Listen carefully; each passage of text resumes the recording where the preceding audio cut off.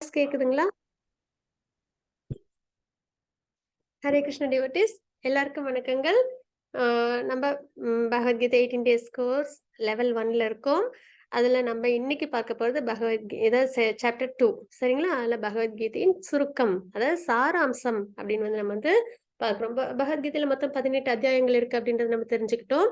அதுல பாத்தீங்கன்னா முதல் 6 அத்தியாயங்கள் கர்மயோகம் பத்தி நமக்கு பகவான் இன்ஸ்ட்ரக்ஷன்ஸ் கொடுத்திருப்பாங்க. அப்புறம் பக்தி யோகம் பத்தின இன்ஸ்ட்ரக்ஷன்ஸ், அதுக்கப்புறம் ஞான யோகம். இதுதான் வந்து 3 பிரிவுகளை நம்ம பார்க்கிறோம் சரிங்களா? அப்போ இந்த பகவத்கீதை 2வது அத்தியாயத்திலும் 18வது அத்தியாயத்திலும் முழுமையா அதாவது கர்மயோகம், ஞானயோகம், பக்தி யோகம் இது எல்லாத்தையுமே வந்து பகவான் வந்து ஒரு சம்மரியா கொடுத்திருப்பாங்க சரிங்களா? அதுதான் பகவத்கீதை. இது வந்து 2வது அத்தியாயத்தை வந்து நம்ம வந்து சாராம்சம் அப்படின்னு வந்து நம்ம வந்து சொல்லுவோம். இதுல எல்லா யோகங்களை பத்தியும் பகவான் வந்து குறிப்பிட்டிருப்பாங்க அப்படின்றதான் இங்க நம்ம பார்க்க போற விஷயங்கள். ஒரு விஷயம் நம்ம ஷேர் பண்ணணும் அப்படின்னா, பகவான் நம்ம வந்து இப்போ பகவத்கீதையில் பாத்தீங்கன்னா கிருஷ்ண உவாச்ச அப்படின்னு வராது, பகவான் உவாச்ச அப்படின்னு தான் நம்ம பார்க்கிறோம் இல்லைங்களா?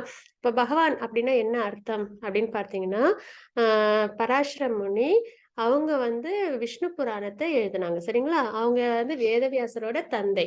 அவங்க பகவானுக்கு டெஃபினிஷனா வந்து விஷ்ணு புராணத்துல கொடுத்திருக்காங்க. என்ன அப்படின்னு பார்த்தோம்னா 6 விஷயங்கள் யாருகிட்ட முழுமையா இருக்குதோ அவங்கதான் பகவான் சரிங்களா?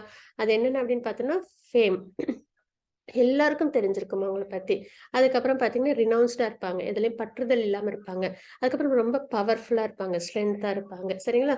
ரொம்ப வந்து வெல்தியா இருப்பாங்க, அப்புறம் நாலேஜ்டா இருப்பாங்க சரிங்களா? இந்த மாதிரி விஷயங்கள் எல்லாம் வந்து நிறைஞ்சிருக்கிறவங்க பகவான் அப்படின்றது வந்து அப்புறம் அழகாகவும் இருப்பாங்க.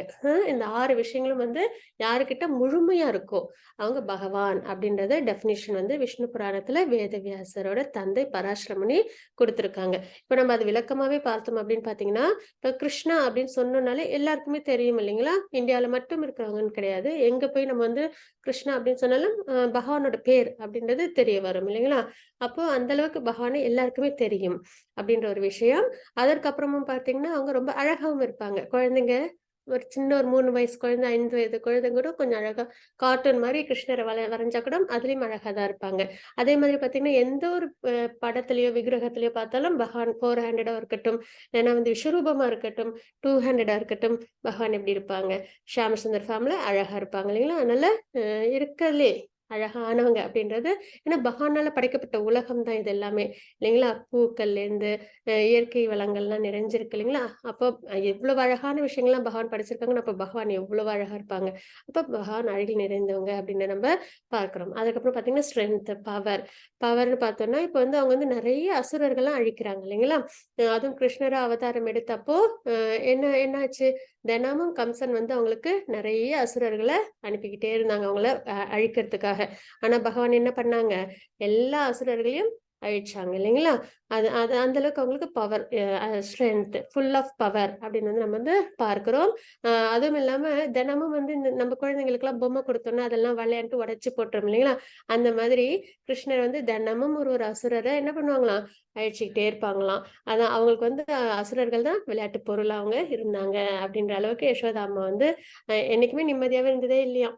எப்ப பார்த்தாலும் கிருஷ்ணருக்கு ஏதாவது பிரச்சனை வருதே அப்படின்னு சொல்லிட்டு ரொம்பவே வருத்தத்திலே இருப்பாங்களாம். எதற்காக பார்க்கிறோம்னா, அந்த அளவுக்கு கிருஷ்ணர் வந்து அசுரர்கள்லாம் மகிழ்ச்சாங்க. பலம் புரிஞ்சவங்கன்றத நம்ம பார்க்கிறோம். அதற்கப்புறம் பார்த்தீங்கன்னா, கோவர்தன மலையும் அவங்க என்ன பண்ணாங்க, 7 நாட்கள் தன்னோட இடது கையில சுண்டு விரல தூக்கி நிறுத்தியிருந்தாங்க அப்படின்றத நம்ம பார்க்கிறோம் இல்லைங்களா? அப்போ all strength, full of strength அப்படின்றதையும் பார்க்கிறோம். அதுக்கப்புறம் ரினவுன்ஸ்டு.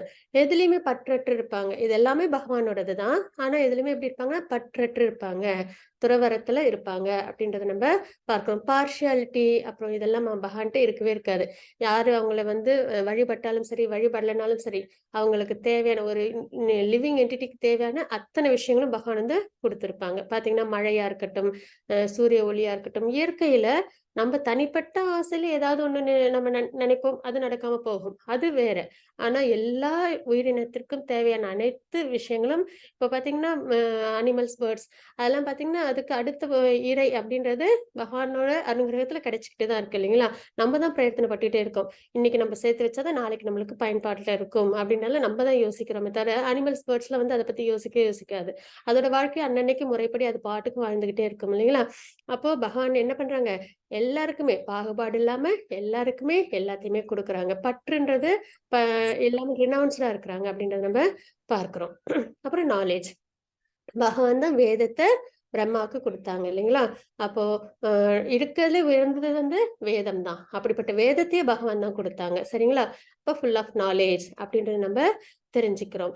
இந்த மாரி அப்புறம் ஃபுல் ஆஃப் வெல்த் அப்படின்னு பார்க்கும்போது, அ கிருஷ்ண அவதாரத்திலேயே நம்ம வந்து பார்க்கும்போது என்ன அப்படின்னு எல்லாமே ஸ்பிரிச்சுவல் உலகம், ஆன்மீக உலகம், இந்த ஜட உலகம் எல்லாமே பகவானோடது. இன்க்ளூடிங் நம்மளையும் சேர்த்து. அப்படின்னும்போது பகவான் தான் எல்லாத்துக்கும் ப்ரொப்ரைட்டர். அப்போ எல்லா வல்லமும் அவங்களோடது அப்படின்றத நம்ம தெரிஞ்சுக்கிறோம். இன்னொன்னு கிருஷ்ண அவதாரத்திலயும் பார்த்தீங்கன்னா, அவங்களுக்கு 18,108 மனைவிகள் இருந்தாங்க.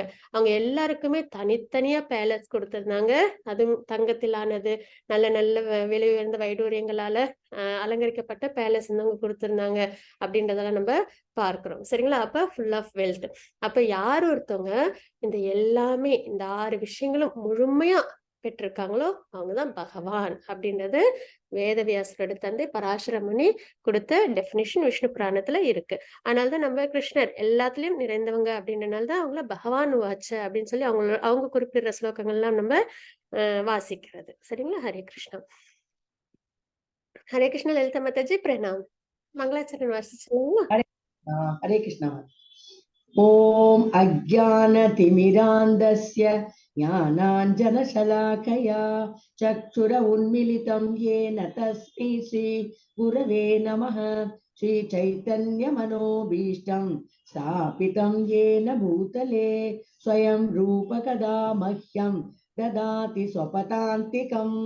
वन्देऽहं श्रीगुरो श्रीयुधपदकमलं श्रीगुरून् वैष्णवां च श्रीरूपं साग्रजातं सहगणरघुनाथान्वितं तं सजीवं साद्वैतं सावधूतं परिजनसहितं कृष्णचैतन्यदेवं श्रीराधाकृष्णपादान् सहगणललिता श्रीविशाखान्वितां च हे कृष्णा करुणसिन्धो दीनबन्धो जगत्पते गोपेशा गोपिका कान्ता राधा कान्ता नमोऽस्तुते तप्त कांचन गौरंगी राधे वृंदावनेश्वरी विषमानुसुते देवी प्रणमामि हरिप्रिये वाञ्छकल्पतरुभ्यश्च कृपा सिन्धुभ्यश्च पतितानां पावनेभ्यो वैष्णवो नमो नमः। नमो विष्णुपादाय कृष्णप्रेष्ठाय भूतले श्रीमते भक्तिवेदान्त स्वामिने इति नामिने। नमस्ते सरस्वती देवी गौरवाणी प्रसारिणे निर्विशेष शून्यवादी पाश्चात्य देशधारिणे। जय श्री कृष्ण चैतन्य प्रभु नित्यानंदा श्री अद्वैत गदाधरा श्रीवासादि गौर भक्त वृंदा।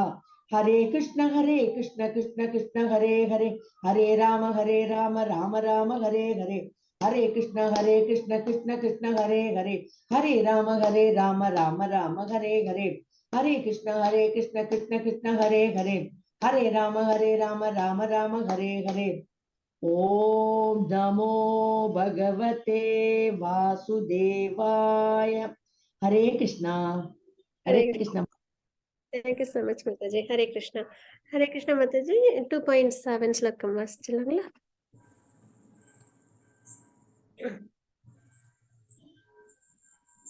ओम श्री परमात्मने नमः। अथ द्वितीयोऽध्यायः सांख्ययोगः। अर्जुन उवाच कार्पण्यदोषोपहत स्वभावः पृच्छामि त्वां धर्मसम्मूढचेता यच्छ्रेयस्यान्निश्चितं ब्रूहि तन्मे शिष्यस्तेऽहं शाधि मां त्वां प्रपन्नम्। हरे कृष्णा। ஹரே கிருஷ்ணா மாதாஜி. தேங்க்யூ ஸோ மச் மாதாஜி. ஹரே கிருஷ்ண டிவோட்டீஸ். நம்ம நேத்திக்கு சாப்டர் 1 பார்த்தோம். அதுல அர்ஜுனர் வந்து 5 காரணங்கள் சொன்னாங்க. போர் பண்ண விருப்பம் இல்ல அப்படின்னு சொல்லிட்டு. நம்ம நேத்திக்கு பார்த்தது அர்ஜுன விஷாத யோகம், அர்ஜுனோட கவலைகள் அப்படி என்ன அப்படின்றத நம்ம பார்த்தோம். சரிங்களா? இப்போ நம்ம 2வது அத்தியாயம் பார்க்க போறோம். இது வந்து கீதையின் சாரம் அப்படின்னு வந்து நம்ம வந்து குறிப்பிடுறோம். ஏன்னா இதுல வந்து எல்லா யோகங்களை பத்தியும் பகவான் வந்து ஒரு சம்மரியா கொடுத்திருப்பாங்க. சரிங்களா? கர்மயோகம், ஞான யோகம், பக்தி யோகம் பத்தி பகவான் சம்மரியா கொடுத்திருப்பாங்க. அதுல இந்த ஸ்லோகம் ரொம்பவே முக்கியமான ஒரு ஸ்லோகம். சரணாகதி ஸ்லோகம் அப்படின்னு வந்து நம்ம வந்து குறிப்பிடுவோம். எல்லாருமே இதை வந்து அவசியம் மெமரைஸ் பண்ணிட்டு தினமும் நம்ம வந்து பகவான் கிட்ட இந்த ஸ்லோகத்தை உச்சரிக்கும் போது நம்மளும் சரணாகதி அடையறதுக்கான தாத்பரியம் இதுல இருக்கு அப்படின்றதான் இங்க பார்க்கிறது. அதாவது இப்ப பாத்தீங்கன்னா அர்ஜுனருக்கும் கிருஷ்ணருக்குமான உறவு நட்பின் உறவு அப்படின்றத நம்ம பார்க்கணும். Already pure devotee. அர்ஜுனருக்கு வந்துட்டு செல்ஃப் ரியலைஸ்டு பர்சன். உடல் அல்ல ஆத்மா அப்படின்ற ஒரு விஷயம். ஆத்மா பகவானுக்கு சேவை பண்றதுதான் அதோட கான்ஸ்டிடியூஷனல் பொசிஷன் இதெல்லாம் வந்து ஆல்ரெடி அர்ஜுனருக்கு தெரியும். அவங்க ஒரு உத்தமமான ஒரு பக்தரும் கூட. அப்படின்னு இருக்கும்போது அவங்களுக்கு எதற்காக இந்த குழப்பம் ஏற்பட்டுச்சு அப்படின்னா அர்ஜுனருக்கு இந்த குழப்பம் ஏற்படுறதன் மூலியமா பகவத்கீதையை நம்ம எல்லாருக்கும் கலியுகத்தில் உள்ள நம்ம எல்லாருக்கும் பகவான் வந்து கொடுக்கறதுக்கான ஒரு ஏதுவா இருக்கணும் அப்படின்றதுக்காக தான். சரிங்களா? அப்படின்னும் போது இப்போ இந்த ஸ்லோகத்துல அர்ஜுனர் என்ன சொல்றாங்க அப்படின்றத நம்ம பார்க்கலாம். அதோட டிரான்ஸ்லேஷன். இப்போது நான் என் கடமையை பற்றி குழப்பமடைந்து கர்மித்தனமான பலவீனத்தால் என் இயல்புகள் எல்லாம் இழந்து விட்டேன். இந்நிலையில் எனக்கு நல்லது எது என்று நிச்சயமாக கூறும்படி உம்மை கேட்டுக்கொள்கின்றேன். இப்போது உம்மிடம் சரணடைந்த சீடன் நான். அருள் கூர்ந்து எனக்கு அறிவுரை கூறுவீராக அப்படின்றத அர்ஜுனர் வந்து பகவான் கிட்ட முறையிடுறாங்க. அப்ப இங்க என்ன பார்க்கிறோம்?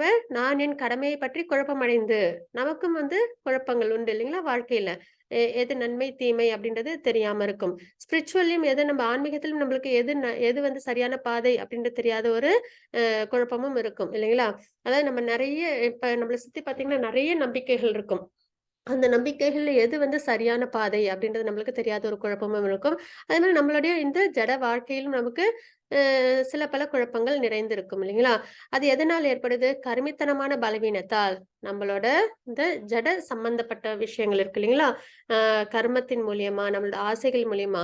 அப்ப அதனால ஏற்பட்ட பலவீனம். அதுல மட்டும்தான் இந்த குழப்பம். ஆத்மாவுக்கு எந்த ஒரு குழப்பமும் கிடையாது. ஆத்மா நித்தியமானது அப்படின்ற ஒரு விஷயத்துல பகவானுக்கு பக்தி செய்ய வேண்டிய தாத்பரியத்துல இருக்கு அப்படின்ற விஷயத்துல எந்த ஒரு குழப்பமும் கிடையாது.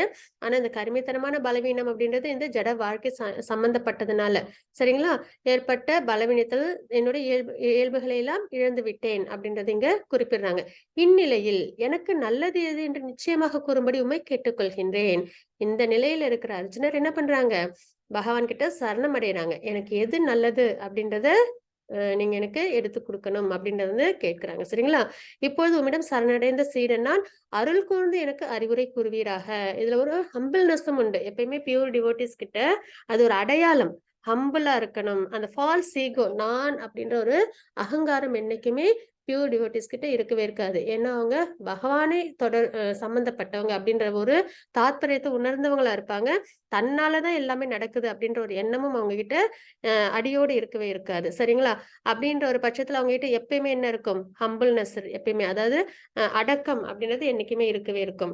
அப்போ இங்க எப்படி கேட்கிறாங்க? அருள் கூர்ந்து எனக்கு அறிவுரை கூறுவீராக அப்படின்றத நம்ம இங்க பார்க்கிறோம். இந்த விஷயங்களை நம்ம நுணுக்கமா எதற்காக கவனிக்கிறோம்னா நம்மளும் வந்து அர்ஜுனரோட பாதையில நம்மளும் போகணும் அப்படின்ற ஒரு எண்ணத்தினால இது எல்லாத்தையுமே நம்ம கூர்ந்து கவனிக்கும் போது நம்மளாலையும் இந்த விஷயங்களை வாழ்க்கையில ஃபாலோ பண்ண முடியும். சரிங்களா? அப்ப இது சரணாகதி ஸ்லோகம். இது அவசியம் எல்லாருமே மெமரைஸ் பண்ணி பகவானுக்கு நம்ம நித்தியப்படி சேவிக்கிறது சிறந்தது. இப்ப பாத்தீங்கன்னா அடுத்தது ரியலைசேஷன். பகவான் ரியலைசேஷன். அதாவது காட் ரியலைசேஷன். பகவானை வழிபடுற நிலைப்பாடு எப்படி இருக்கு அப்படின்றத நம்ம பார்ப்போம். இதுல பாத்தீங்கன்னா ஃபர்ஸ்ட் பார்க்கும்போது பாத்தீங்கன்னா ஒரு மலை முகடு இருக்கும். அது மேல பனி மூட்டங்கள் இருக்கு. மேக கூட்டங்கள்லாம் இருக்கு அப்படின்றத நம்ம பார்க்கிறோம் இல்லைங்களா? இந்த மரத்தையும் இந்த கிளியும் தவிர்த்து நம்ம பார்க்கும் சமயத்துல என்ன தெரியுது? மலை முகடுகள் அது மேல வந்து மேகக்கூட்டங்கள் இருக்கு அப்படின்றத நம்ம பார்க்கிறோம். சரிங்களா? அதற்கப்புறம் இன்னும் கொஞ்சம் கிட்டக்க போய் நம்ம பார்த்தோம் அப்படின்னா மலைகள் மேல என்ன இருக்கும்? மரங்கள்லாம் இருக்கும் அப்படின்றத நம்மளால கவனிக்க முடியும்.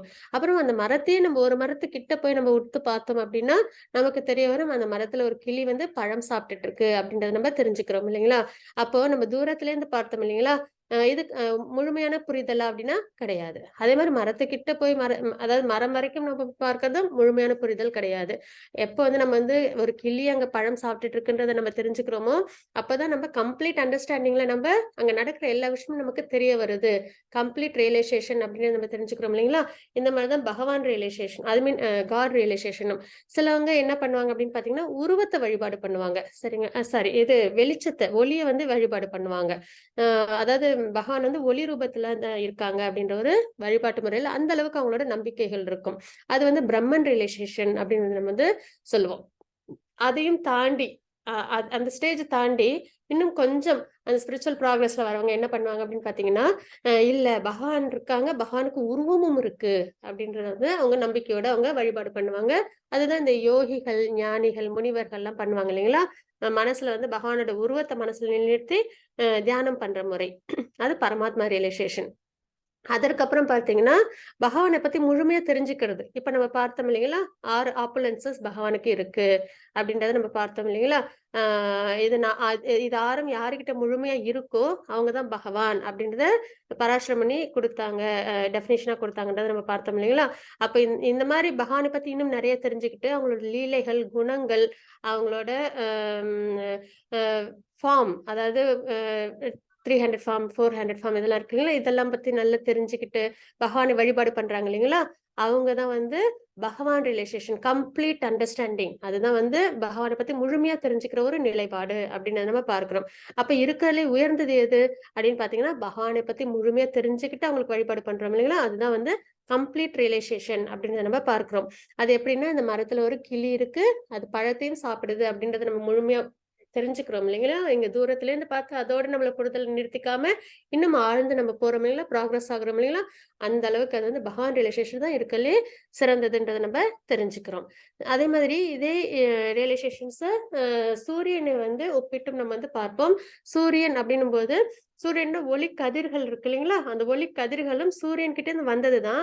ஆனா சூரியன பத்தி முழுமையா எதுவும் தெரிஞ்சுக்காம, ஒளிய மட்டும் பார்த்துட்டு, இவ்வளவுதான் சூரியன் அப்படின்ற வந்து ஒரு ஒரு ஒளி நிறைஞ்சிருக்கு எங்க பார்த்தாலும், அப்படின்றத மட்டும் புரிஞ்சுப்பாங்க. அதே வந்து இந்த ஒளி எங்கேருந்து வருது?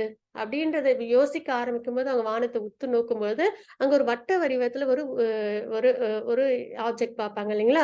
அப்ப அவங்களுக்கு தெரிய வரும். ஓ! சூரியனுக்கு ஒரு உருவம் இருக்கு. வட்ட வடிவில இருக்கும் அது. அப்படின்ற ஒரு புரிதல் இருக்கு இல்லைங்களா? அது பரமாத்மா ரியலைசேஷன். அதே வந்து ஓ! அப்ப வட்ட வடிவத்துல நான் வானத்துல இருக்கு. அத பத்தி இன்னும் ஆழ்ந்து என்ன அது அதோட அது எதால செய்யப்பட்டிருக்கு? அதோட வெப்பத்தின் அளவு என்ன? அது எந்த அ அளவுல சுத்துது? அதோட ஸ்பீட் என்ன? அ அப்படின்றது அப்புறம் நம்ம பூமிக்கும் அதுக்கும் எவ்வளவு தூரம் இருக்கு? இந்த மாரி நெறைய விஷயத்த ஆராய்ஞ்சு தெரிஞ்சுக்கிறாங்க இல்லைங்களா? அப்ப சூரியன பத்தி முழுமையா தெரிஞ்சுக்கிறாங்க இல்லைங்களா? அதுதான் பகவான் ரியலைசேஷன் அப்படின்னு சொல்றது. சரிங்களா? அப்ப 3 விதமான புரிதல் கடவுளை பற்றி. அதுல ஒண்ணு வந்து பிரம்மன் ரியலைசேஷன், ஒண்ணு பரமாத்மா ரியலைசேஷன், அதுக்கப்புறம் பகவான் ரியலைசேஷன். இந்த 3 வகையான புரிதல் இருக்கு அப்படின்னு நம்ம பார்க்கிறோம். மாதாஜி 2.13. दे देहिनोऽस्मिन् यथा देहे कौमारं यौवनं जरा तथा देहान्तरप्राप्तिर्धीरस्तत्र न मुह्यति. हरे कृष्ण. ஹரே கிருஷ்ணா மாதாஜி. ஆக்சுவலா நேத்திக்கு 5 காரணங்கள் குறிப்பிட்டிருந்தாங்க இல்லைங்களா? அர்ஜுனர் நான் போர் பண்ண மாட்டேன் அப்படின்னு சொல்லிட்டு, அதுல ஃபர்ஸ்ட் என்ன சொன்னாங்க? இரக்கம்.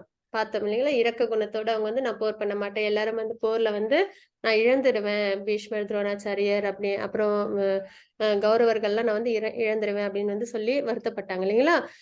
அப்போ அதற்கான விளக்கமா பகவான் வந்து 2.11 to 30 வரைக்கும் வந்து ஆத்மா தத்துவத்த பகவான் வந்து குறிப்பிட்டிருப்பாங்க. சரிங்களா? அதுல இந்த ஸ்லோகம் என்ன அப்படின்னு நம்ம பார்க்கலாம்.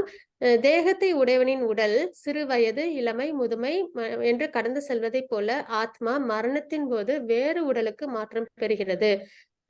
புத்தியுடையவர்கள் இது போன்ற மாற்றத்தால் திகைப்பதில்லை அப்படின்றது இந்த ஸ்லோகத்துல பார்க்கிறோம். அதாவது 11 ஸ்லோகத்திலிருந்து 30 ஸ்லோகம் வரைக்கும் ஆத்ம தத்துவத்தை பகவான் வந்து குறிப்பிட்டிருப்பாங்க. நான் உடல் அல்ல ஆத்மா அப்படின்றத நம்ம ஸ்பிரிச்சுவலா நம்ம வந்து ப்ராக்ரஸ் ஆகிறது ஃபர்ஸ்ட் ஸ்டெப். எல்கேஜி படிச்சுட்டு பிள்ளைங்க அப்படியே படிப்படியா முன்னேறி வாழ்க்கையில் நல்லா அச்சீவ் பண்றாங்க இல்லைங்களா? அது மாதிரி நம்ம ஆன்மீகத்துல நம்ம ஃபர்ஸ்ட் தெரிஞ்சுக்க வேண்டிய விஷயம் நான் உடல் அல்ல ஆத்மா அப்படின்றதுதான். ஏன்னா நம்ம எந்த ஒரு செயல் செஞ்சாலும் இந்த ஜட உடலோட சம்பந்தப்பட்ட செயலா தான் இருக்கும். இல்லைங்களா? ஆனா இந்த ஜட உடல் நித்தியமானதா அப்படின்னு பார்த்தா கிடையாது. நம்மளுக்கு மரணம் வரும் வரைக்கும் இந்த ஜட உடல் நம்மளோட இருக்கும். அதற்கப்புறம் இந்த ஜட உடல் சம்பந்தப்பட்ட உறவுகளா இருக்கட்டும், நம்ம இதற்காக சேர்த்து வச்ச செல்வங்களா இருக்கட்டும், சந்தோஷங்கள், துக்கங்கள் எல்லாமே அதோடயே முடிஞ்சு போயிடும் இல்லைங்களா? அப்ப இந்த ஜட உடலும் நிரந்தரமானதல்ல. அப்புறம் இந்த அது சம்பந்தப்பட்ட விஷயங்களும் நமக்கு நிரந்தரமானது அல்ல அப்படின்றத தெரிஞ்சுக்கிட்டு, அப்ப எது நித்தியமானது அப்படின்றத நம்ம யோசிக்க ஆரம்பிக்கும் பொழுது, நம்ம ஆன்மீகத்துல முழுமை அடைய முடியும். அப்ப எது நித்தியமானது அப்படின்னு பார்த்தோம்னா, நம்ம உடம்பில் உள்ள ஆத்மா நித்தியமானது. ஆத்மா என்னைக்கும் அழியாதது. அதுக்கு பிறப்பு, இறப்பு அப்படின்றது கிடையாது. அது என்னைக்குமே பகவானுக்கு டிவோஷனல் சர்வீஸ், பக்தி சேவை செய்யறதுல தான் தன்னை ஈடுபடுத்திக்க விருப்பப்படும். இப்ப பாத்தீங்கன்னா, நம்ம எல்லாருமே கோயிலுக்கு போவோம். அப்புறம் வீட்லயும் சாமி கும்பிடுவோம். நம்மளுக்கு எவ்வளவு கஷ்டத்தோட நம்ம கோயிலுக்குள்ளார போனாலும், நம்ம வெளியில வரும்போது ஒரு மன தைரியத்தோட வருவோம் இல்லைங்களா? ஒரு சந்தோஷத்தோட வருவோம் இல்லைங்களா? அப்ப என்னன்னா நம்ப யார்ட்ட சரணம் அடைஞ்சிருக்கோம்? நம்ப நம்மள விட சுப்ரீம் பவர் கிட்ட நம்மள சரணம் பண்ணியிருக்கோம் அப்படின்ற ஒரு தாத்பரியம். இன்னொன்னு, ஆத்மா பகவானுக்கு டிவோஷனல் சர்வீஸ் செய்யும்போது தான் அது உண்மையான சந்தோஷத்தை அது அனுபவிக்கும். நம்ம நினைப்போம் இந்த மெட்டீரியல் உலகத்துல நம்ம நிறைய விஷயங்கள அடைஞ்சிட்டோம் அப்படின்னா, நமக்கு எல்லா சந்தோஷமும் நிச்சயமா கிடைக்கும் அப்படின்னு நம்ம நினைப்போம் இல்லைங்களா? ஆனால் அதையும் தாண்டி பகவானுக்கு பக்தி சேவை சேவை அப்படின்றத இங்க நம்ம சரியான முறையில புரிஞ்சுக்கணும். என்ன அப்படின்னு பார்த்தீங்கன்னா, ஒரு தாய் தன்னோட குழந்தைக்கு சேவைகள் செய்றாங்க இல்லைங்களா? பிறந்ததுல இருந்து அந்த குழந்தைக்கு 200% எல்லாமே நல்லதாவே நடக்கணும். நல்லபடியா அந்த குழந்தை இருக்கணும். ஒரு சின்ன கஷ்டத்த கூட அந்த குழந்தை அனுபவிச்சிடக் கூடாது அப்படின்றத பார்த்து பார்த்து செய்றாங்க இல்லைங்களா? அது சேவை. அதே மாரி கணவன் தன்னோட மனைவிய நல்லபடியா பார்த்துக்கிறாங்க. மனைவி தன்னோட கணவனை நல்லபடியா பார்த்துக்கிறாங்க.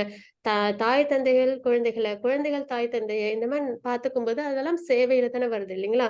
அப்ப அதெல்லாம் ஏதாவது வருத்தப்பட்டு செய்றோமா? இல்ல. நம்மள அறியாம அன்போட, ஆசையோட செய்றோம் இல்லைங்களா?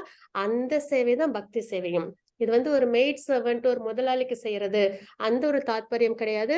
பக்தி சேவைன்றது நம்மளை படைத்த பகவானுக்கு நம்ம செய்யற டிவோஷனல் சர்வீஸ். சரிங்களா? சேவை அப்படின்றது. பக்தி சேவை அப்படின்றத நம்ம இந்த அளவுல நம்ம தாத்பரியத்துல எடுத்துக்கணும். அது முக்கியமா ஒரு புரிதலோடனா, ஒரு தாய் தன்னோட குழந்தைக்கு செய்யும்போது எவ்வளவு சந்தோஷத்தோட செய்றாங்களோ, ஒரு ஒரு விஷயத்தையும் சமையல்ல இருந்து அதுக்கு தேவையான விஷயத்த அதே ஒரு தாத்பரியத்துல நம்மளும் என்ன பண்ணணும்? நம்மளை படைத்த பகவானுக்கு பக்தி சேவையில நம்மள ஈடுபடுத்திக்கணும். சேவைன்றது உயர்ந்தது. இன்னொரு விஷயம், யாருமே சேவை பண்ணாம இந்த உலகத்துல இருக்கவே முடியாது இல்லைங்களா? நம்ம ஒரு கம்பெனில வேலை செஞ்சாலும் அங்க உள்ள முதலாளிக்கு நம்ம சேவை செய்யறோம் இல்லைங்களா? அப்போ அது ஒரு கட்டாயத்தின் பேர்ல நம்ம செய்ய வேண்டியதா தான் இருக்கு இல்லைங்களா? பிடிக்குதோ பிடிக்கலையோ நம்ம செய்யணும். நம்ம எங்கேயுமே சொல்ல முடியாது. நான் யாருக்கும் சேவை செய்யல. நான் எனக்கு பிடிச்ச மாரி தான் இருக்கேன். நம்ம எங்கேயுமே ஒத்துக்கவே முடியாது இல்லைங்களா?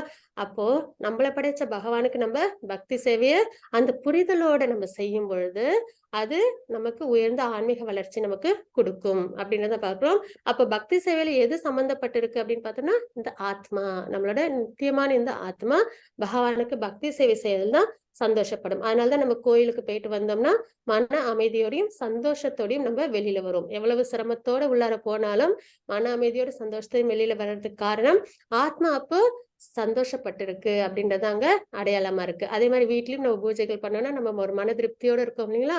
அப்ப ஆத்மா திருப்தி அடையும்போது தான் நமக்கு திருப்தி. அப்ப இந்த ஜட உலகத்துல நம்மளுக்கு கிடைக்க வேண்டியது கிடைக்காம போனாலும் கூட, நமக்கு அந்த சந்தோஷமும், அமைதியும் நமக்கு நித்தியமா இருக்கு இல்லைங்களா? அந்த ஒரு தாத்பரியத்துல அ அ ஆத்ம தத்துவத்த தெரிஞ்சுக்கலாம். தேகத்தை உடையவனின் உடல். நம்ம எல்லாருக்குமே இந்த ஜட உடல் இருக்கு இல்லைங்களா?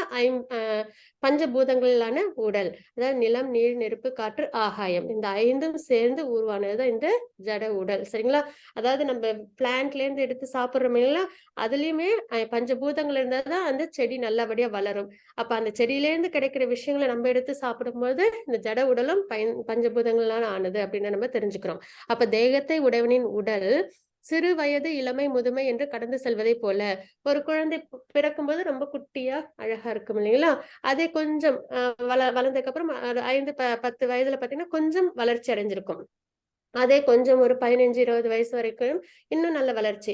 அதே 30 வயசு வரைக்கும் முழுமையான வளர்ச்சி அடைஞ்சிருக்கும். அதுக்கப்புறம் மறுபடியும் முதுமையை நெருங்க ஆரம்பிக்கும். அப்புறம் முதுமை நிலையில அதோட அதே உடம்பு, அதாவது கிராஸ் பாடின்றது மாறுதல்ல பார்த்திருக்கு இல்லைங்களா? ஆனா அந்த உடம்பில் உள்ள உயிர் ஒண்ணுதான். ஆத்மாவுக்கு எந்த மாறுபாடும் கிடையாது. அந்த கிராஸ் பாடி மட்டும் என்ன ஆகுது? பிறந்த குழந்தையிலிருந்து முதுமை அடையும் போது நிறைய மாற்றங்கள் நம்மளே பார்க்கிறோம் இல்லைங்களா? ஈவன் நமக்கும் அதெல்லாம் ஏற்படுது. அதே மாதிரி தான் மரணத்திற்கு அப்புறமும் இந்த ஆத்மா என்ன ஆகுது? இன்னொரு உடலுக்கு போகுது அப்படின்ற ஒரு தாத்பரியமும். ஆத்மா ஒண்ணுதான். முன்னாடி நம்ம வேற ஒரு பிறவில இருந்திருப்போம். வேற ஒரு கிராஸ் பாடி இருந்திருக்கும். அந்த பிறவி முடிந்ததுக்கு அப்புறம் இன்னொரு உடலை எடுத்திருக்கோம். அது எதன் பொறுத்துன்னா நம்மளோட கர்மா, கடமைகள் நம்ம செய்யற கர்மத்தின் விளைவுகள்னாலும், ஆசைகளாலும், குணத்தினாலும் நமக்கு இன்னொரு உடல் கிடைக்கும்.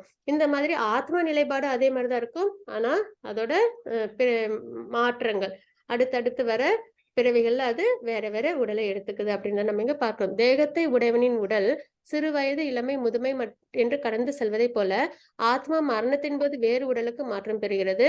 புத்தியுடையவர்கள் இது போன்ற மாற்றத்தால் திகைப்பதில்லை அப்படின்னு நம்ம இங்க தெரிஞ்சுக்கிறோம். அப்ப இதுலயே நம்ம ஒண்ணு தெரிஞ்சுக்க வேண்டியது என்னன்னா, ஆத்மா தான் நித்தியமானது. அப்ப நித்தியமான ஆத்மாவை பத்தி நம்ம யோசிக்கணும் அப்படின்றத நம்ம இங்க தெரிஞ்சுக்கிறோம். மாதாஜி 2.23.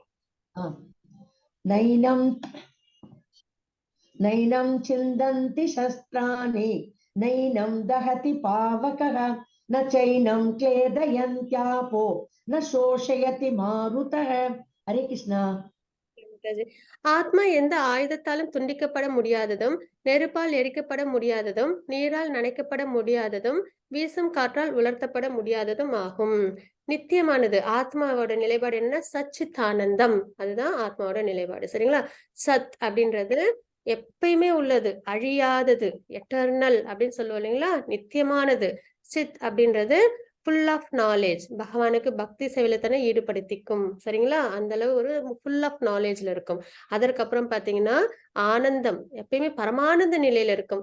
எது கிடைச்சாலும் கிடைக்கலனாலும் ஆத்மாவுக்கு சம்பந்தம் கிடையாது. இந்த ஜட வாழ்க்கையில பகவானுக்கு பக்தி சேவை செய்யறதுல தான் அது பரமானந்த நிலையில தான் எப்பயுமே இருக்கும். அப்படின்ற இந்த ஒரு தாத்பரியம் தான் ஆத்மாவோட அடையாளமா பார்க்கிறோம். அப்படிப்பட்ட ஆத்மா எப்படி இருக்கும்? எந்த ஆயுதத்தாலும் துண்டிக்கப்பட முடியாதது, நெருப்பால் எரிக்கப்பட முடியாதது, நீரால் நனைக்கப்பட முடியாதது, வீசும் காற்றால் உலர்த்தப்பட முடியாததும் ஆகும் அப்படின்றத நம்ம இங்க தெரிஞ்சுக்கிறோம். இதுல நம்ம தெரிஞ்சுக்கிறது ஆத்மா தான் நித்தியமானது அப்படின்றத நம்ம புரிஞ்சுக்கிறோம். மாதாஜி 2.36.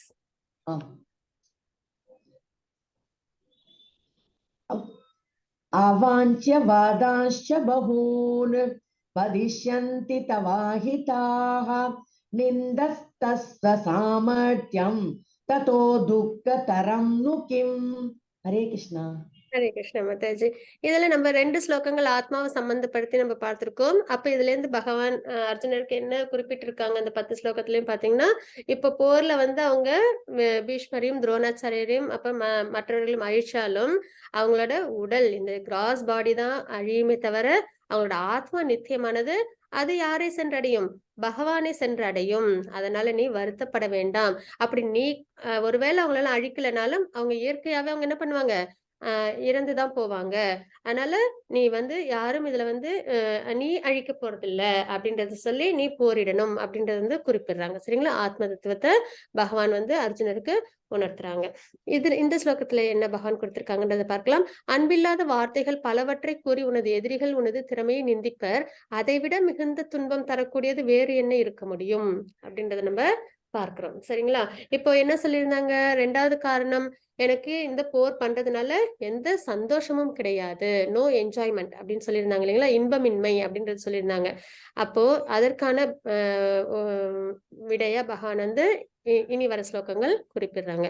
அன்பில்லாத வார்த்தைகள் பலவற்றை கூறி உனது எதிரிகள் உனது திறமையை நிந்திப்பர் அப்படின்றத சொல்றாங்க. இப்ப அர்ஜுனன் நான் போர் பண்ண விருப்பப்படல அப்படின்னு சொல்லிட்டு அவங்க வந்து கிவ் அப் பண்ணிட்டாங்கன்னா, உடனே திருதராஷ்டிர, துரியோதனன் எல்லாம் என்ன சொல்லுவாங்க? எல்லார் மேலயும் கருணையோட இருக்கிறதுனால இவங்க போர் பண்ணாம விட்டுட்டாங்க அப்படின்னு சொல்லுவாங்களா? கிடையாது. எங்களுக்கு பயந்துட்டு விட்டுட்டாங்க அப்படின்றத தானே சொல்லுவாங்க.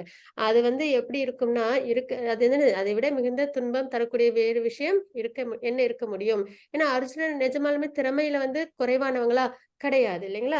சிறந்த போர் வீரர் அவங்க. அதே மாதிரி பாண்டவர்களும் சிறந்த போர் வீரர் எல்லாருமே. அப்படின்னும் போது அவங்க இந்த மாதிரி வந்து பயந்து போயிட்டாங்க.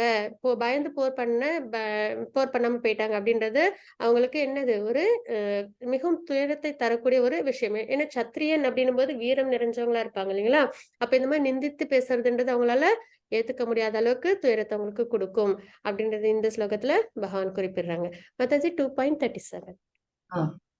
हतो वा प्राप्स्यसि स्वर्गं जित्वा वा भोक्ष्यसे महीं तस्मादुत्तिष्ठ कौन्तेय युद्धाय कृतनिश्चयः. हरे कृष्णा. குந்தியின் மகனே, போர்க்களத்தில் நீ கொல்லப்பட்டால் ஸ்வர்க்கத்தை அடையலாம், வெற்றி பெற்றால் இவ்வுலகினை அனுபவிக்கலாம். எனவே உறுதியுடன் எழுந்து போர் புரிவாயாக அப்படின்றத நம்ம இங்க பார்க்கிறோம். சரிங்களா? அதாவது இப்போ போர்க்களத்துல இவங்க யாருக்காக போர் பண்றாங்க? அர்ஜுனர் பகவானுக்காக, தர்மத்திற்காக. அப்ப அவங்க போர்ல வந்து இறந்தால் அவங்களுக்கு என்ன கிடைக்கும்? சொர்க்க பிராப்தி கிடைக்கும். அது சந்தோஷம் இல்லைங்களா? தர்மத்திற்காக போர் பண்ணிருக்காங்க, அதனால அவங்களுக்கு சொர்க்கம் கிடைக்கும். அதுல சந்தோஷம் அவசியம் இருக்கும். அதே மாதிரி ஒருவேளை போர்ல வந்து வெற்றி பெற்றாங்கன்னா, அதாவது போர்ல தோத்து போயிட்டு இருந்தால் சொர்க்கம் கிடைக்கும். அது வெற்றி அடைஞ்சாங்க அப்படின்னா அவங்களோட ராஜ்யமே திருப்பி கிடைக்கும். ஹஸ்தினாபுரமும் இந்திரபிரஸ்தமும் அவங்களுக்கு கிடைக்கும். அதனாலயும் அவங்களுக்கு என்ன கிடைக்கும்? சந்தோஷம் தான் கிடைக்கும் இல்லைங்களா? அதனால உனக்கு சந்தோஷம் நிச்சயம் உண்டு அப்படின்றது இங்க பகவான் வந்து குறிப்பிடுறாங்க. போர்க்களத்தில் நீ கொல்லப்பட்டால் சொர்க்கத்தை அடையலாம், வெற்றி பெற்றால் இவ்வுலகினை அனுபவிக்கலாம். எனவே உறுதியுடன் எழுந்து போர் புரிவாயாக. எப்படியும் சந்தோஷம் நிச்சயம் அப்படின்றத பகவான் இந்த ஸ்லோகத்துல குறிப்பிடுறாங்க. அதுதான் நம்ம இங்க பார்க்கிற பிக்சர். ஸ்வர்க்கம், இன்னொன்னு ராஜ்யம் அப்படின்றத பார்க்கிறோம். மாதாஜி 2.40. देहाभिक्रमनाशोऽस्ति प्रत्यवायो न विद्यते स्वल्पमप्यस्य धर्मस्य त्रायते महतो भयात्. हरे कृष्णा. இந்த ஸ்லோகம் பாத்தீங்கன்னா சின்ஃபுல் ஆக்டிவிட்டிஸ், அதனால எனக்கு வந்து போர் பண்ண வேண்டாம் அப்படின்றது வந்து நேத்துக்கு முறையிட்டாங்க இல்லைங்களா அர்ஜுனர். பாபமே வந்து சேருமே, அவங்கதான் வந்து தவறுகள் செய்யறாங்க, அதர்மம் செய்யறாங்க, கூட நம்மளும் ஏன் வந்து இந்த போர்ல ஈடுபடணும் அப்படின்றத அவங்க முறையிட்டாங்க இல்லைங்களா? அதற்கான உபதேசமா நம்ம இந்த ஸ்லோகங்கள் எல்லாம் பார்க்கிறோம். இம்முயற்சியில் பக்தி, சரிங்களா? பகவானுக்காக செய்யற செயல், அதுதான் நம்ம பார்க்கிறது. இம்முயற்சியில் குறைவோ இழப்போ இல்லை. எந்த ஒரு செயல் பகவானை முன்னிலைப்படுத்தி நம்ம செஞ்சாலும், தர்மத்திற்காக செஞ்சாலும் அந்த வழியில என்ன இருக்காது? குறைவோ இழப்போ ஏற்படுறதுக்கு வாய்ப்பே இல்லை அப்படின்றத நம்ம இங்க பார்க்கிறோம். இவ்வழியில் சிறிது முன்னேற்றமும், பக்தி சேவையில சின்ன சின்ன விஷயங்கள் நம்ம வந்து பேபி ஸ்டெப் மாதிரி எடுத்து வச்சாலும் மிக பயங்கரமான பயத்திலிருந்து ஒருவனை காக்கும் அப்படின்றத நம்ம இங்க தெரிஞ்சுக்கிறோம். சரிங்களா? அப்ப இங்க நம்ம பார்க்கிறது என்ன அப்படின்னு பாத்தீங்கன்னா, இங்க வந்து யார் இருக்காங்க? விபீஷணன் வராங்க. அவங்க என்ன பண்றாங்க? அவங்க சுத்தி ராவணன் அப்புறம் அசுரர்கள் கூட இருக்காங்க அவங்க. ஆனாலும் அவங்க என்ன பண்றாங்க? பக்தி சேவையில ஈடுபடுறாங்க. ராமரை வந்து வழிபாட்டு பண்றாங்க அப்படின்னு நம்ம பார்க்கிறோம் இல்லைங்களா? அப்போ பக்தி சேவையில அவங்க ஈடுபட்டு ராமருக்கு வந்து உதவியா இருக்காங்க, சீதையை மீட்டெடுக்கும் விஷயத்துல. அப்ப அவங்களுக்கு என்ன கிடைக்குது? பகவானுக்கு சேவை செஞ்சதுனால அவங்களுக்கு லங்கை ராஜ்யம் கிடைக்குது அப்படின்றத பார்க்கிறோம் இல்லைங்களா? அதே மாதிரி ஹனுமனும் என்ன பண்றாங்க? சேவை பண்றாங்க. ராமருக்காக இலங்கையை வந்து அழிச்சிட்டு வராங்க அப்படின்றத நம்ம பார்க்கிறோம். அப்ப இதெல்லாம் என்னது? அதாவது அழிக்கிறது பக்தியில சேவையா அப்படின்னு பார்த்தோம்னா எதற்காக பண்றாங்க அப்படின்றதாங்க தாத்பரியம். அதுதான் நம்ம பார்க்கிறோம். ஒரு ஆர்மி பீப்புள் இருக்காங்க, ஒரு போலீஸ்மேன் இருக்காங்க அப்படின்னா அவங்க வந்து அந்த டியூட்டியில இருக்கும்பொழுது அவங்க வந்து இப்போ வெளியில வேற ஒரு கண்ட்ரி இன்னொரு கண்ட்ரி வந்து தாக்கும்போது அவங்க என்ன பண்ணுவாங்க? அந்த கண்ட்ரியை பாதுகாக்கிறதுக்காக அவங்க என்ன பண்ணுவாங்க? அவங்க போரிடுவாங்க இல்லைங்களா? அப்ப அது சரியான ஒரு விஷயம். அதே மாதிரி போலீஸும் வந்து டியூட்டியில இருக்கும்போது தவறுகள் செய்யறவங்களை தண்டிக்கும் போது அது சரியான விஷயம். ஆனா டியூட்டியில இல்லாதப்ப அதே தண்டனையை யாருக்காவது அவங்க கொடுத்தாங்கன்னா அவங்க தண்டனைக்கு உள்ளாவாங்க அப்படின்றத நம்ம பார்க்கிறோம் இல்லைங்களா?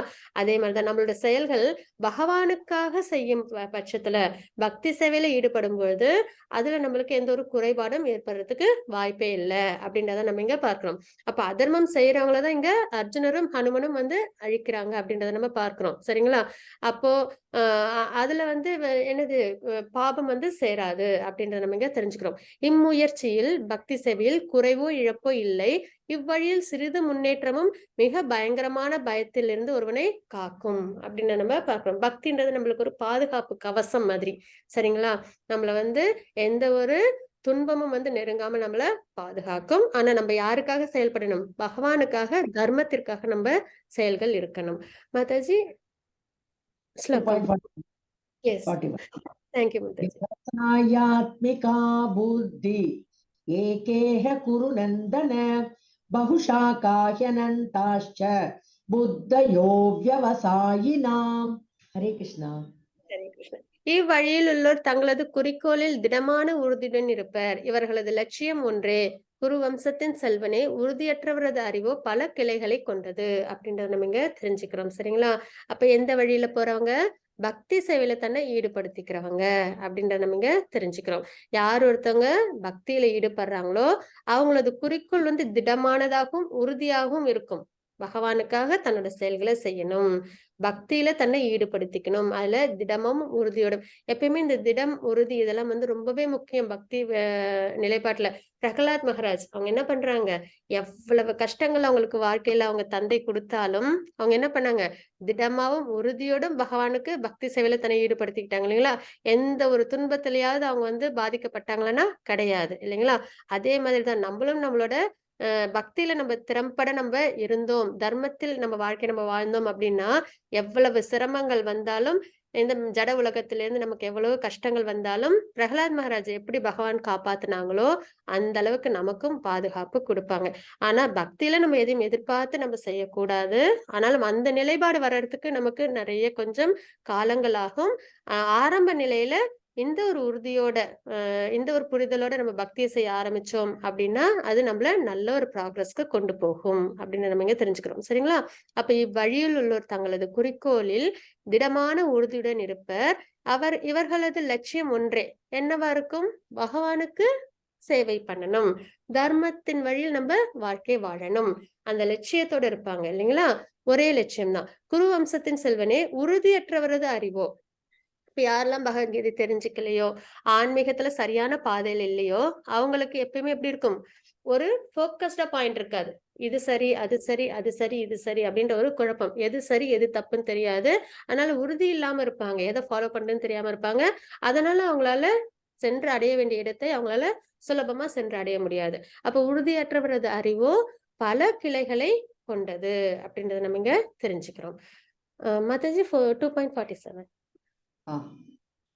कर्मण्येवाधिकारस्ते मा फलेषु कदाचन मा कर्मफलहेतुर्भू मा ते सङ्गोऽस्त्वकर्मणि. हरे कृष्णा.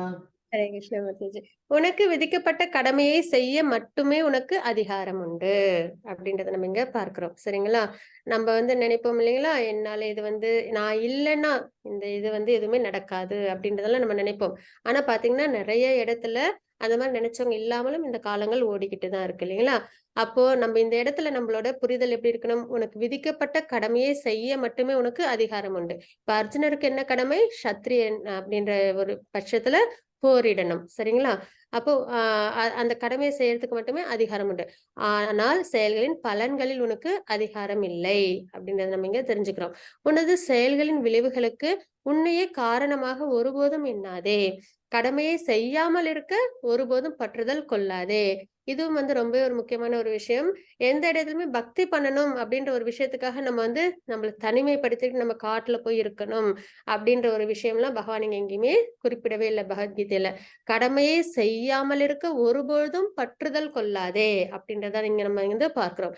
அப்படின்ற பட்சத்துல நமக்குன்னு கொடுத்த வாழ்க்கைய நம்ம என்ன பண்ணணும்? பகவான் கொடுத்த கிஃப்டா நம்ம நினைச்சு அதை நம்ம திறன்பட நம்ம வாழ்க்கையை நம்ம வாழணும். ஆனால் அதுல பகவானை முன்னிலைப்படுத்தி நம்மளோட செயல்கள் இருக்கணும்.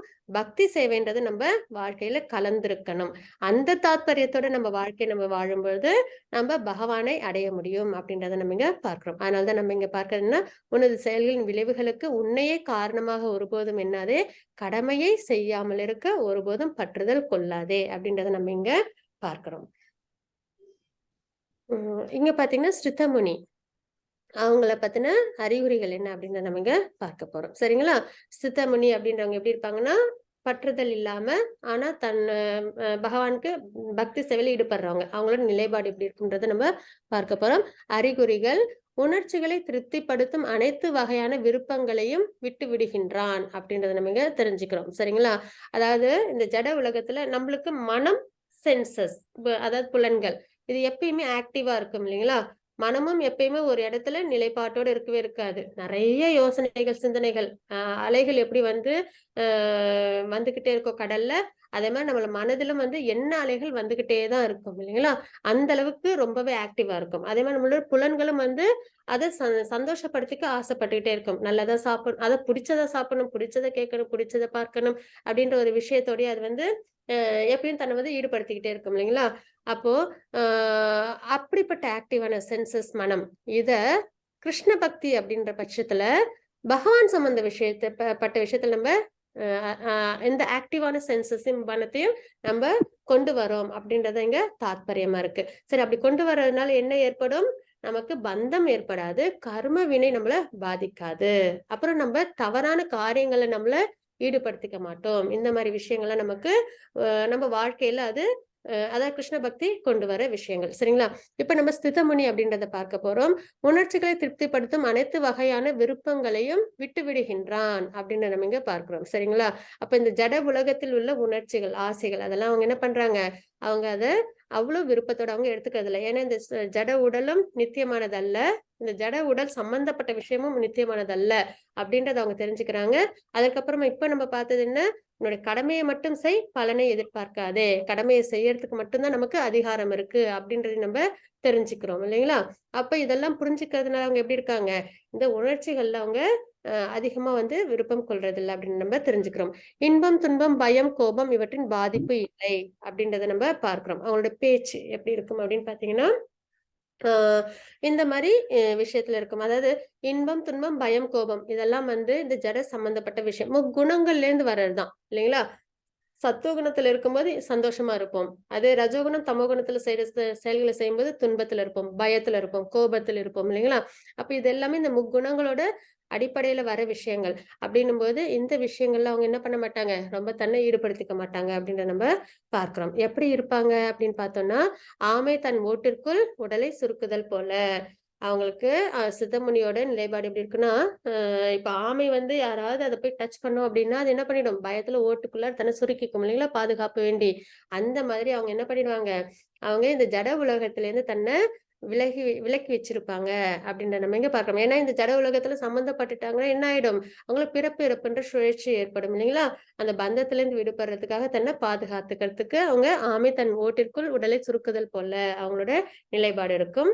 ஆசைகளிலிருந்து விடுபட்ட வாழ்க்கை அப்படின்னு நம்ம இங்க பார்க்கிறோம். இது நம்மளால முடியுமா? சாத்தியமா? அப்படின்னு பார்த்தா முடியாது. இல்லைங்களா? ஆசைப்படாமல் யாராலும் இருக்கவே முடியாது. அப்போ இப்ப நான் நல்லா சாப்பிடணும் அப்படின்னு ஆசைப்படுறேன். சரிங்களா? அப்ப நான் என்ன பண்ணலாம்? எனக்கு நல்லா சாப்பிடணும். எனக்கு ரொம்ப பிடிக்கும் சாப்பிட அப்படின்னா, பகவானுக்கு நம்ப ஆஃபர் பண்ணிட்டு நம்ப அந்த பிரசாதத்த எடுத்துக்கணும். சரிங்களா? அப்ப அது என்ன ஆகும்?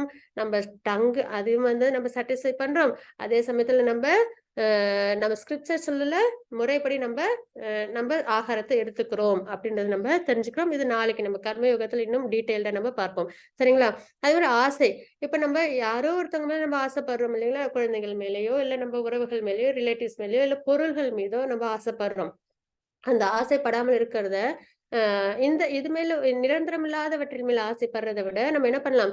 நித்தியமா நம்ம கூட பகவான் இதயத்திலே பரமாத்மாவா இருக்காங்க. நம்மள படைச்ச பகவான் என்னைக்குமே நம்மள விட்டுட்டு போனதே இல்ல, அப்படின்ற ஒரு விஷயத்துல, நம்ம பகவான் மேல நம்ம ஆசைய கொண்டு வரணும். அதுதான் வந்து தாத்பரியம். சரிங்களா? ஆசையிலிருந்து விடுபட்ட வாழ்க்கைன்னும்போது, இந்த ஜட உலகத்தில் சம்பந்தப்பட்ட ஆசையிலிருந்து சற்று விலகி இருக்கிறது சிறந்தது.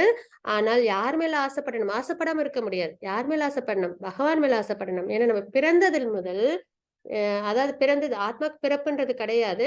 ஆனா ஒரு ஆத்மான்னு வந்து அப்பையிலிருந்தே பகவான் என்னைக்கும் அத தனிச்சு விட்டதே இல்ல. ஒரு குழந்தையே இல்ல ஒரு 5 வயது வயசு வரைக்கும் குழந்தைய வந்து அம்மா என்ன பண்ண மாட்டாங்க, தனியா விடவே மாட்டாங்க இல்லைங்களா? அது மேல எப்பயுமே ஒரு கண் வச்சுட்டே இருப்பாங்க. அது ஏதாவது ஆபத்துல போய் மாட்டிக்குமோ அப்படின்ற ஒரு விஷயத்துல அதோட தன்னோட பார்வை ஃபுல்லா அந்த குழந்தை மேலேயே தான் வச்சு பாதுகாத்துக்கிட்டே இருப்பாங்க இல்லைங்களா? அந்த மாதிரி பகவான் என்னைக்குமே ஒரு ஆத்மானா பரமாத்மாவா கூட நித்தியமா இருந்துகிட்டே தான் இருப்பாங்க. ஆனா நம்ம தான் என்ன பண்றதில்ல, பகவானை உணர்றதில்ல. இந்த ஜட வாழ்க்கையில் உள்ள பந்தத்தினால, இந்த முக்குணங்களோட தாக்கத்தினால நம்ம என்ன பண்றதில்ல, பகவான் நம்ம கூட இருக்காங்க அப்படின்றத நம்ம உணராம, நம்ம வாழ்க்கைய வாழ்ந்துட்டு இருக்கோம் அப்படின்றது அங்க தாத்பரியம். அப்ப அப்படிப்பட்ட பகவான், நம்ம கூடவே உள்ள பகவான் மேல நம்ம ஆசைய திசை திருப்பும் பொழுது, பகவானை சாட்டிஸ்ஃபை பண்ணும்போது அனைத்து விதமான சந்தோஷங்களும் சாட்டிஸ்ஃபேக்ஷன் நமக்கும் ஏற்படும். சரிங்களா? அப்ப ஆசையிலிருந்து விடுபட்ட வாழ்க்கைன்றது இந்த பொருட்கள் மீது, ஜட வாழ்க்கையில் மீது உள்ள ஆசைகளிலிருந்து விடுபட்டு பகவான் மேல ஆசை நம்ம திசை திருப்பணும் அப்படின்னு நம்ம இங்க தெரிஞ்சுக்கிறோம். மாதாஜி 2.55. श्री भगवानुवाच प्रजहाति यदा कामान् सर्वान् पार्थमनोगतान् आत्मन्येवात्मना तुष्ट स्थितप्रज्ञस्तदोच्यते. हरे कृष्णा. இப்ப இந்த ஸ்லோகத்துல நம்ம சித்தமுனி அவங்களோட அடையாளங்கள் பார்த்தோம் இல்லைங்களா? இது ஆரம்ப நிலையிலேயே நமக்கு கிடைக்குமானா அவ்வளவு ஈஸியா நம்மளால இந்த மாதிரி ஒரு நிலைப்பாட்டை நம்மளால அடைய முடியாது. சரிங்களா? ஆனா நம்ம என்ன பண்ணலாம்?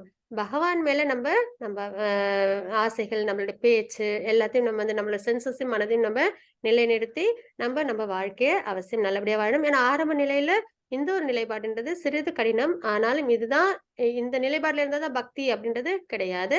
பகவான் மேல பக்தின்றது நம்மளோட அன்கண்டிஷனல் லவ் அவங்க மேல இது செலுத்தி நம்ம பக்தி சேவையில நம்மள ஈடுபடுத்திக்கிறது. சரிங்களா? அதுக்கப்புறம் 2.55 ஸ்லோகத்தில் நம்ம என்ன பார்க்கிறோம் பாத்தீங்கன்னா, புருஷோத்தமராகிய முழுமுதற் கடவுள் கூறினார், பார்த்தனே, எப்போது ஒருவன் தமது மன கற்பனையினால் எழும் புலனுகர்ச்சிகளுக்கான எல்லா ஆசைகளையும் துறந்து தூய்மையடைந்த மனதுடன் தன்னில் திருப்தி அடைகின்றானோ அப்போது அவன் தெய்வீக உணர்வில் நிலை பெற்றவனாக அறியப்படுகின்றான். அப்ப சித்தமுனி அவங்க எப்படி இருப்பாங்க? மன கற்பனைகளால் எழும் புலன் நுகர்ச்சிக்கான எல்லா ஆசைகளையும் துறந்து, சரிங்களா, தூய்மையடைந்த மனத்துடன் தன்னில் திருப்தி அடைகின்றானோ, இந்த ஜட வாழ்க்கையில நமக்குன்னு எதுவும் அடையறதுக்கு கிடையாது அப்படின்றத தெரிஞ்சுக்கிட்டு, ஆனால் தன்னுடைய கடமையை செய்யணும். அர்ஜுனர் பகவான் கொடுத்த திறமைய பயன்படுத்தி அவங்க என்ன பண்ணாங்க? நல்லபடியா போர் பண்ணாங்க. பகவானுக்காக போர் பண்ணாங்க இல்லைங்களா? அந்த மாதிரி பகவான் கொடுத்த திறமையை நம்ம அவசியம் நம்ம வாழ்க்கையில வெளியில கொண்டு வரணும். ஆனால் இந்த ஜட சம்பந்தப்பட்ட விஷயத்துல நம்ம என்ன பண்ணிடக்கூடாது? ரொம்ப இன்வால்வ் ஆகிடக்கூடாது அப்படின்றத நம்ம இங்க தெரிஞ்சுக்கிறோம். பகவானுக்காக நம்ம வாழ்க்கை நம்ம வாழணும். அப்பொழுது அவன் தெய்வீக உணர்வில் நிலை பெற்றவனாக அறியப்படுகிறான். அந்த மாதிரி இருக்கும்பொழுது நமக்கு ஏற்படுது இல்லைங்களா இந்த கஷ்ட நஷ்டங்கள், தோல்வி கண்ட ஒரு பயம், வெற்றி கண்ட ஒரு சந்தோஷம் அப்படின்றதெல்லாம் இருக்கு இல்லைங்களா? இந்த மாதிரி ஒரு நிலைப்பாடுல இருக்கும்போது அதெல்லாம் நம்மள அந்த அளவுக்கு பாதிக்காது அப்படின்றதுதான் நம்ம இங்க தெரிஞ்சுக்கிற ஒரு விஷயம். மாதாஜி 2.62. ध्यायतो विषयान् पुंस संगस्तेषूपजायते संगात् संजायते काम कामात् क्रोधोऽभिजायते. हरे कृष्णा. हरे कृष्ण माताजी. 63 வாசிச்சு கொடுத்து. 63 முடியுதா? ஓகே. क्रोधात् भवति सम्मोह सम्मोहात् स्मृति विभ्रमः स्मृतिभ्रंशात् बुद्धिनाशो बुद्धिनाशात् प्रणश्यति. हरे कृष्णा. ஹரே கிருஷ்ண மாதாஜி. இந்த 2 ஸ்லோகங்கள் என்ன அப்படின்றத நம்ம பார்க்கலாம். புலநோக்கு பொருட்களை சிந்திப்பதால் மனிதன் அதன் மேல் பற்றுதலை வளர்த்து கொள்கின்றான். அந்த பற்றுதலில் இருந்து காமமும், காமத்திலிருந்து கோபமும் தோன்றுகின்றன அப்படின்றத நம்ம இங்க தெரிஞ்சுக்கிறோம். கோபத்திலிருந்து பூர்ண மயக்கமும், மயக்கத்தினால் நிலை இழப்பும் ஏற்படுகின்றது. நினைவு குழம்புவதால் அறிவு இழக்கப்படுகின்றது. அறிவு இழக்கப்பட்டவுடன் ஒருவன் மீண்டும் ஜட வாழ்க்கையில் வீழ்கின்றான் அப்படின்றத நம்ம இங்க தெரிஞ்சுக்கிறோம். சரிங்களா? அப்ப நம்மளுக்கு கஷ்டம் வர்றதுக்கான காரணம் என்ன அப்படின்றத பகவான் இந்த ஸ்லோகங்கள்ல கொடுத்திருக்காங்க. என்ன அப்படின்னு பார்த்தோம்னா, புலன்கள் ஈடுபடும் பொருட்கள். நம்ம ஒரு விஷயத்த பார்க்கிறோம், அந்த விஷயத்த பார்த்த உடனே அது நம்மளுக்கு கிடைக்கணும் அப்படின்ற ஒரு ஆசை ஏற்படுது இல்லைங்களா? அதுதான் இணைப்பு. அப்போ அந்த இணைப்பு என்ன பண்ணும்? அதை எப்படியாவது அடையணும் அப்படின்ற ஒரு ஆசையை நம்ம கிட்ட கொண்டு வந்துடும். அப்ப ஆசைப்பட்டு அது கிடைக்கல அப்படின்னும் போது கோபம் ஏற்படும் இல்லைங்களா? கோபம் அப்படின்றது ஒண்ணு வந்துச்சுனாலே மயங்கிய நிலை, எது சரி தப்புன்றது புரியாத ஒரு நிலைக்கு வந்துடுவோம். நினைவு குழம்பிய நிலையில் இருப்போம். அறிவிழப்பு, கோபத்துல இருக்கும்போது நம்ம என்ன செய்யறோம், என்ன செய்யக்கூடாது அப்படின்றது தெரியாம என்ன பண்ணிடுவோம்? நம்ம பாட்டுக்கு என்னவோ பேசுவோம், என்னவோ செய்வோம் இல்லைங்களா? அப்ப அறிவிழப்பு ஏற்படுது. அதனால நம்ம என்ன செஞ்சிருவோம்? நிறைய தவறுகளை செஞ்சிருவோம் இல்லைங்களா? பிறரை கஷ்டப்படுத்துறது, துன்புறுத்துறது அப்படின்ற ஒரு விஷயத்தெல்லாம் நம்ம ஏற்படுத்தும் போது அது என்ன செயலாயிடும்? பாப செயலாயிடும். அதனால நம்மளுக்கு என்ன ஏற்படுது? வீழ்ச்சி ஏற்படுது. அப்ப எங்க ஸ்டார்ட் ஆகுது பிரச்சனை? புலன்கள் ஈடுபடும் பொருட்கள், அதுலதான் பிரச்சனை ஸ்டார்ட் ஆகுது அப்படின்ற நம்ம இங்க தெரிஞ்சுக்கிறோம். அப்போ புலன்கள் ஈடுபடும் பொருட்களை நம்ம சரியான கவனத்துல வச்சுக்கணும். அதற்காக தான் நல்லதையே பார்க்கணும், நல்லதையே கேட்கணும், நல்லதே பேசணும், நல்லதையே நினைக்கணும் அப்படின்றதெல்லாம் நம்ம வந்து தெரிஞ்சுக்கிறோம் இல்லைங்களா? அந்த மாதிரி நமக்கு எது நல்லதோ, எது உயர்ந்ததோ, எப்பயுமே நம்ம பெஸ்ட்டா தான் விரும்புவோம் இல்லைங்களா? வாழ்க்கையில நம்ம எல்லாத்துலயும் பெஸ்ட்டா இருக்கணும்னு தான் ஆசைப்படுவோம். அப்ப நம்ம ஆசைகளும் வந்து உயர்ந்ததா இருக்கணும். உயர்ந்ததுன்றது உயர்ந்த செல்வத்தோட இருக்கணும் அப்படின்றத விட, உயர்ந்த பகவானை நம்ம ஆசைப்படணும். அப்போ எல்லாத்துக்கும் மிக உயர்ந்த பகவான் சுப்ரீம் பர்சனாலிட்டி ஆஃப் காட், அவங்கள நம்ம ஆசைப்பட்டோம், அவங்களுக்கு நம்ம பக்தி சேவையில் ஈடுபடணும் அப்படின்ற ஆசையை நம்ம வச்சுக்கிட்டோம் அப்படின்னா நமக்கு வளர்ச்சி ஏற்படும். ஆனால் இந்த புலனின்ப பொருட்கள், அதுவும் தவறான புலனின்ப பொருட்கள் நம்ம பார்த்துட்டோம் அப்படின்னா கண்டிப்பா அது நம்மள எங்க கொண்டு போய் விட்டுடும், நரகத்துல கொண்டு போய் விட்டுடும். சரிங்களா? அதனால இந்த புலனின்ப பொருட்கள் அதை நம்ம ரொம்ப கவனமா இருக்கணும்.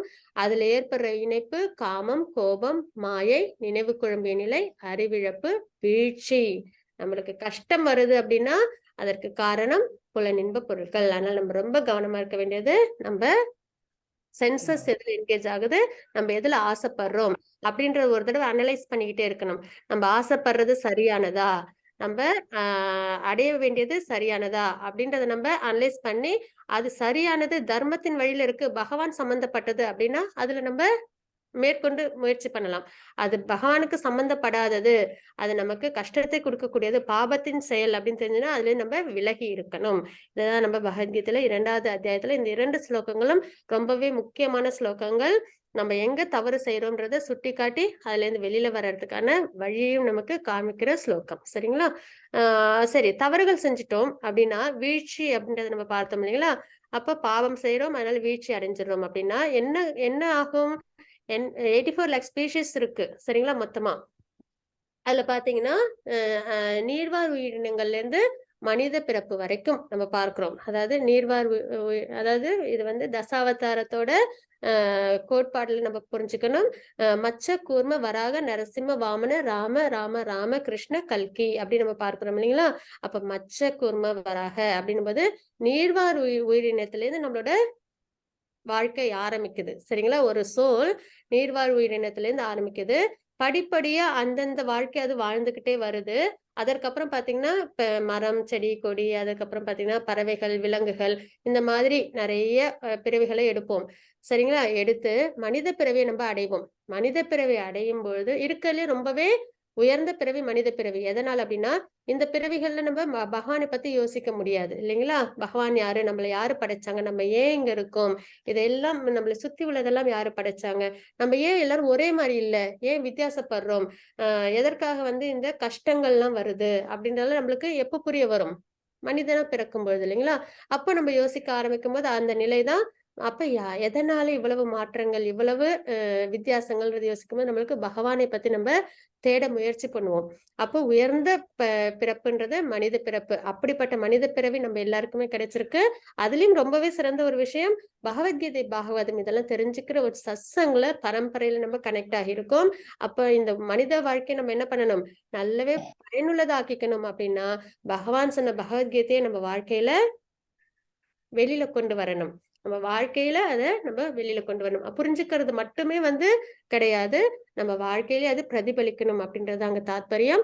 அப்படிப்பட்ட மனித பிறப்ப நம்ம உயர்ந்த நோக்கத்திற்காக நம்ம வாழ்க்கையை வாழணும், பகவானை அடையணும் அப்படின்ற ஒரு விஷயத்த நம்ம குறிக்கோளா எடுத்துக்கும் பொழுது இந்த விஷயத்துல நம்ம நல்ல விஷயத்துல நம்மள ஈடுபடுத்திருக்கிறோம். அதனால நம்மளுக்கு முன்னேற்றம்.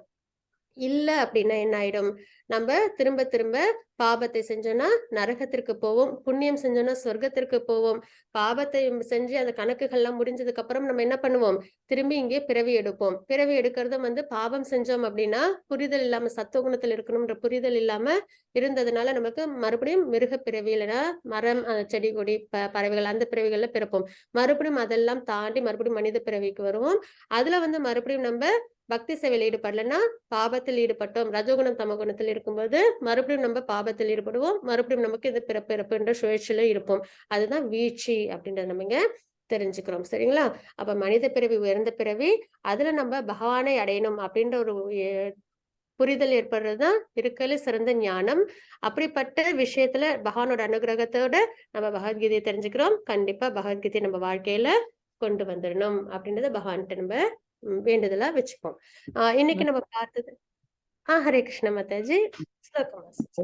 ॐ तत्सदिति श्रीमद्भगवद्गीतासु उपनिषत्सु ब्रह्मविद्यायां योगशास्त्रे श्रीकृष्णार्जुनसंवादे साङ्ख्ययोगो नाम द्वितीयोऽध्यायः।